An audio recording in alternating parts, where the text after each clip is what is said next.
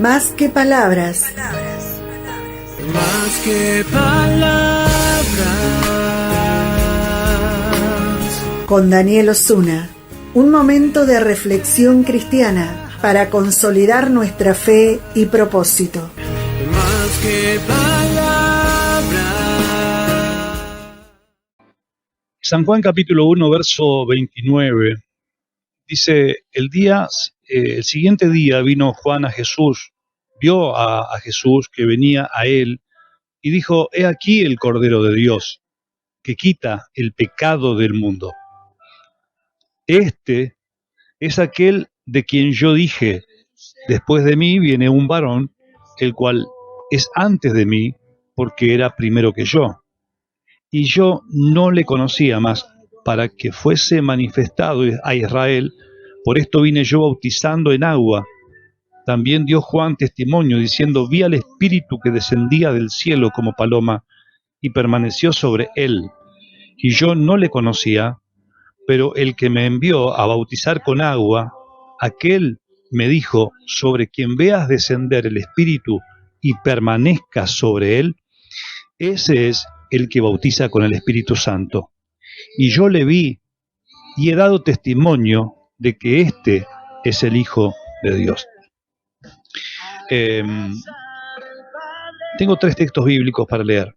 Uno de ellos es San Juan, en el que se refiere a el trabajo que hizo Juan el Bautista, que realmente tenemos que considerar como un trabajo extraordinario, en el que deja claro que él no era el que había de venir, que él no era el centro de la historia, que no pongan expectativas en él, que la fe no tiene que estar dirigida a él, que él era simplemente el medio, el que estaba proclamando, el que estaba preparando el camino para que la gente pueda llegar a Jesús.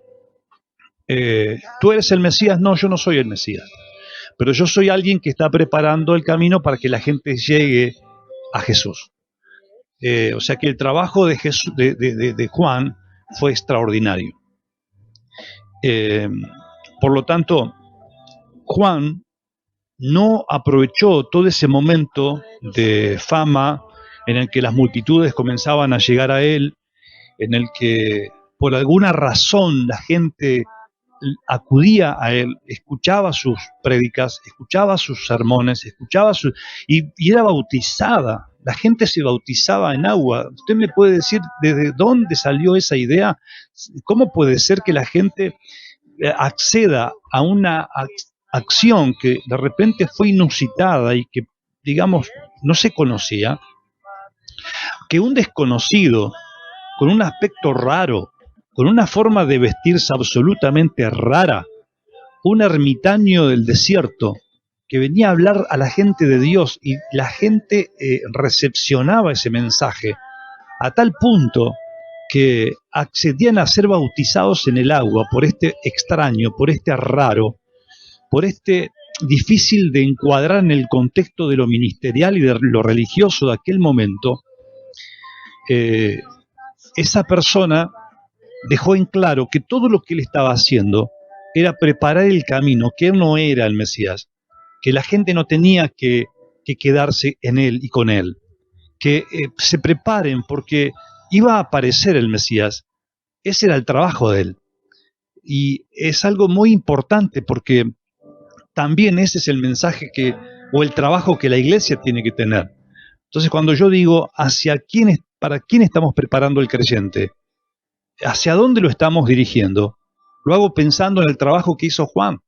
Esa pregunta la hago pensando en el trabajo que hizo Juan. Juan no hizo que la gente lo siguiese a él, aunque tuvo sus discípulos. Y eso fue también algo contradictorio. Pero no lo vamos a hablar ahora. Lo que digo es, el trabajo correcto de alguien que predica el Evangelio es dirigir hacia dónde al oyente. Es direccionar hacia dónde, hacia qué lugar, hacia qué persona al que te escucha, al que se encariña con vos. al que no sé, le caes en gracia, ¿sí? ¿A dónde estás llevando a esa persona? ¿A los pies de Cristo o al cumplimiento de tus agendas propias? Es fuerte decirlo, pero hay que decirlo. Tranquilamente Juan podía haber direccionado a la gente hacia él y que lo sigan a él. Él podía haber dicho, yo soy el que ustedes estaban esperando. ¿Y cómo iban a saber ellos que era verdad o no eso? Jesús dijo, no, yo soy uno que grita, estoy preparando el camino para que ustedes puedan pasar por sobre mí y realmente seguir y recibir al Mesías. Entonces, ese trabajo es el que la iglesia hoy debe hacer. La gente que entra en las iglesias, detrás de quién está, van porque, les agrada el predicador, porque les gusta el mensaje, el ministerio, el templo, la iglesia en la que están. Van a quedarse allí, van a servir y dedicar su vida para que ese nombre sea conocido, para que ese templo crezca, para que ese ministerio, esa institución religiosa, todo su esfuerzo, todo lo que hagan, ¿va a ser exclusivamente y únicamente para eso?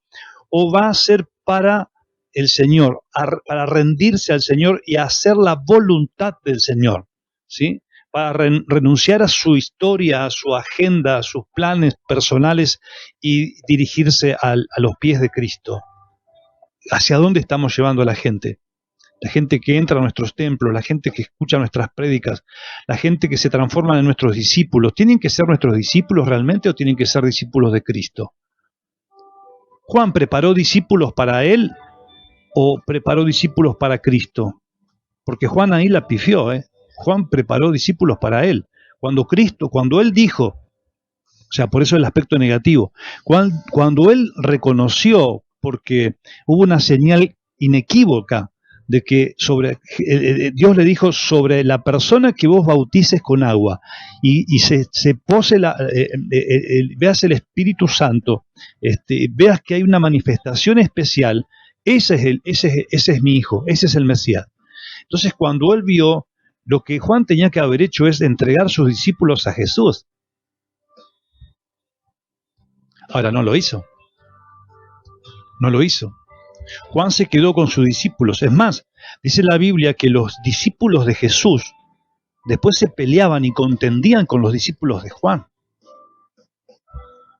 Por eso es la pregunta. Nosotros ¿para quién estamos preparando nuestros discípulos? ¿Para nosotros? ¿O no deberíamos entregarlos a Cristo para que sean discípulos de Cristo? Cuando yo digo son mis hijos espirituales, ¿eso está bien? ¿O deberían ser los hijos de Dios? Porque mirad con cuánto amor nos ha amado el Padre, que nos ha llamado hijos de Dios, es contradictorio. Yo no puedo tener hijos espirituales. Porque, el que tiene que tener discípulos, o sea, yo tengo que llevar mi gente a Dios. La prédica, la enseñanza, el discipulado, lo que yo haga ministerialmente con la persona que me sigue o que me escucha o se congrega en mi lugar donde yo me reúno, tienen que terminar siendo seguidores de Cristo, tienen que terminar siendo hijos de Dios, tienen que terminar siendo discípulos del Señor. Debería ser así. Ahora, veo por ejemplo el mensaje de Pedro, ¿no? Allí en el libro de Hechos de los Apóstoles, en el capítulo 2, en el versículo número 37, cuando Pedro termina de dar esa extraordinaria predicación y deja en claro y explica, no predica, explica en qué consiste el Evangelio, en qué consiste el plan de Dios, de qué se trata todo lo que vivieron en ese momento, en esos años, qué significó la vida, la muerte y la resurrección de Cristo. El versículo 37 dice, al oír esto, se compungieron de corazón y dijeron a Pedro y a los otros apóstoles, varones hermanos, ¿qué haremos? ¿Qué haremos? Y Pedro les dijo, arrepentíos y bautícese cada uno de vosotros en el nombre de Jesucristo para perdón de los pecados y recibiréis el don del Espíritu Santo, porque para vosotros es la promesa, y para vuestros hijos, y para los que están lejos, y para cuantos el Señor nuestro Dios llame. Y con muchas palabras testificaba y les exhortaba, diciendo, sed salvos de esta perversa generación. Así que los que recibieron su palabra fueron bautizados, y se añadieron aquel día como 3,000 personas. Y perseveraban en la doctrina de los apóstoles, en la comunión de los unos con los otros, y en el partimiento del pan y de las oraciones. Es decir, Pedro explicó claramente que no se trataba de Pedro ni de los apóstoles. El Evangelio no era Pedro y los apóstoles.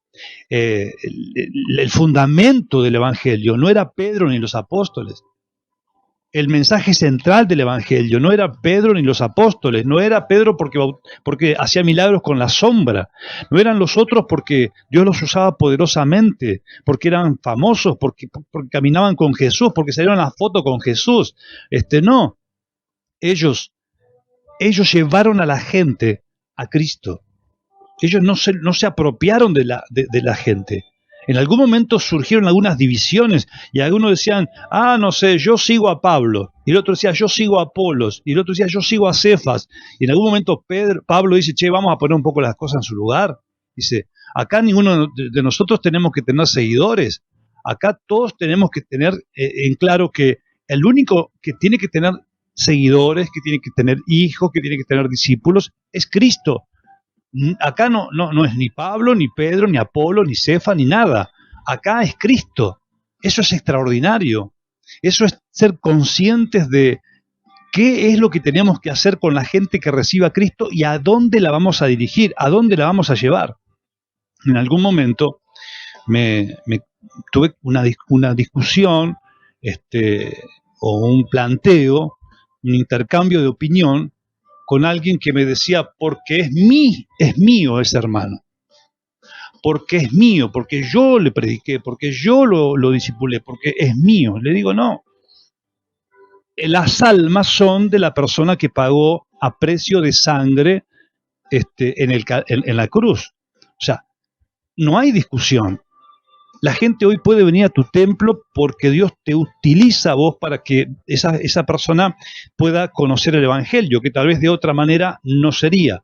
Pero luego esa persona no es tuya ni es mía. O sea, las personas no pertenecen a una institución. Las almas que el Señor salva, que el Señor redime, que el Señor convierte, que el Señor perdona, que el Señor restaura, no pertenecen a una institución, no son miembros de nadie. Son miembros del cuerpo de Cristo, son discípulos de Cristo, son hijos de Dios. Entonces nosotros tenemos que tener en claro que cuando ministramos a los hijos de Dios y que estamos cuidando a los hijos de Dios, que tenemos que esforzarnos para que esa gente crezca y si son mayores o mejores que nosotros en lo que sea, en lo ministerial, en la prédica, son más famosos que nosotros, les va mejor que a nosotros, eso es lo de menos, es nuestra satisfacción, debería ser nuestra satisfacción. Entonces, si entendemos esto, entendemos que somos siervos inútiles, porque lo que teníamos que haber hecho, eso hemos realizado. Y para terminar, les dejo 2 de Timoteo capítulo 3, versículo 14 y 15. Pablo le dice a Timoteo, lo que hicieron tu madre y tu abuela con vos, enseñándote correctamente el Evangelio, es extraordinario. No los avergüences. Persiste tú en lo que has aprendido. Ellas te enseñaron bien. Te guiaron a Cristo. No te guiaron a una religión, no te guiaron a una persona, no te guiaron a un apóstol, no te guiaron a un movimiento determinado. No, a vos te enseñaron bien. Persiste en eso, que está bien hecho. Te guiaron a Cristo, te enseñaron que Cristo es tu Señor, que Cristo es tu Salvador. Eso es extraordinario. El reconocimiento de Pablo hacia la madre y la abuela de Timoteo habla de una buena manera de discipular. Nosotros preparamos a la gente para Cristo. Predicamos a la gente para que conozcan a Cristo, para que les sirvan a Cristo, para que le agraden a Cristo, para que sean funcionales a Cristo, porque el día de mañana no van a rendir cuenta delante nuestro ni de ninguna otra institución, sino que van a dar cuenta delante de Cristo. Amigas y amigos, hasta aquí hemos llegado. Gracias a todos por haber estado ahí. Veo algunos comentarios a la distancia que después lo voy a estar contestando. Y les recuerdo que a través del 345-4052-566 me pueden dejar su opinión sobre todo lo que hemos hablado en la jornada del día de hoy en esta edición de GCP. Hasta dentro de unas horas nomás, 19:30, los espero en Ricardo Rojas 914 para una reunión con todos.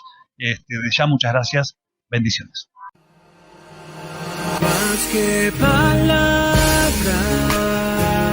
Más que palabras, con Daniel Osuna, es una producción del área de multimedia del Ministerio Camino Nuevo Concordia. Por contacto al 3454-052-566. Más que palabras.